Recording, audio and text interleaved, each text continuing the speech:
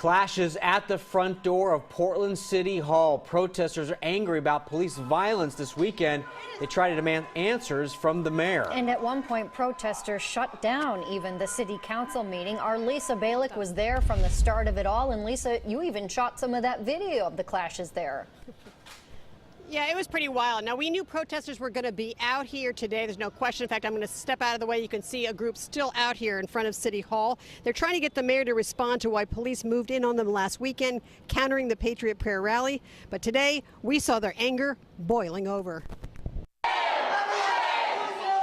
Dozens of people upset over being shut out of City Hall got into a brawl with security officers as they tried to get in and give Mayor Wheeler a message about police tactics during Saturday's protest. Why was that force acceptable, that level of it?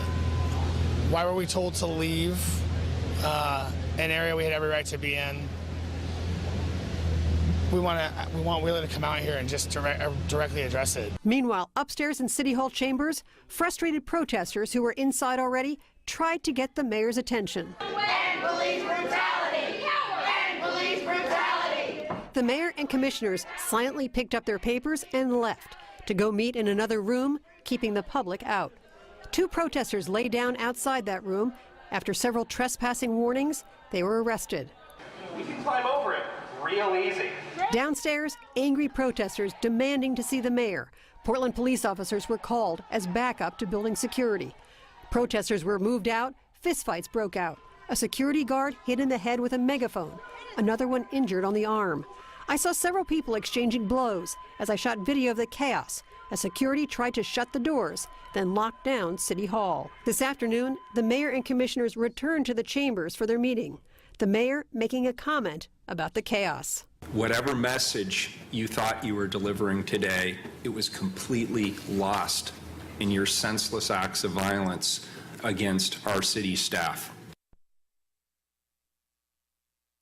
Protesters say they're not going to be leaving here. In fact, on and off this afternoon, they've been at the City Hall front door and have been asked to leave by Portland police. They say they still want to hear directly from the mayor about the actions of police over the weekend. They say they won't be leaving till they hear from him directly. Live in downtown Portland, Lisa Balick, KOIN 6 News. This is peaceful protesting at its finest. Yeah.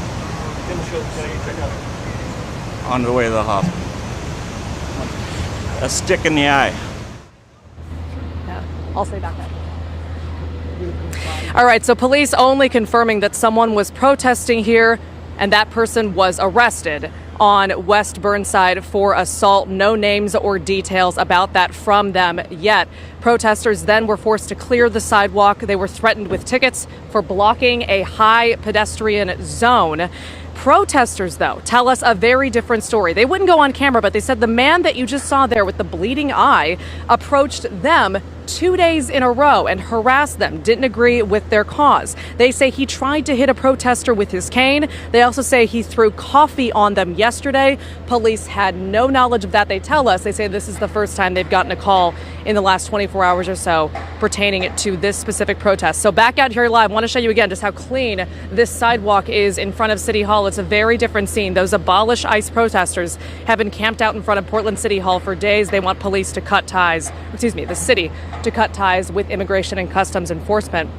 It is worth noting this comes one day after protesters sort of went inside City Hall, some saying stormed City Hall and tried to get into the city council meeting. 2 protesters here were arrested yesterday, and we're told a couple of City Hall guards sustained minor injuries. So again, things calm here now. What we do know, there is another city council meeting set to start today here at 2 p.m.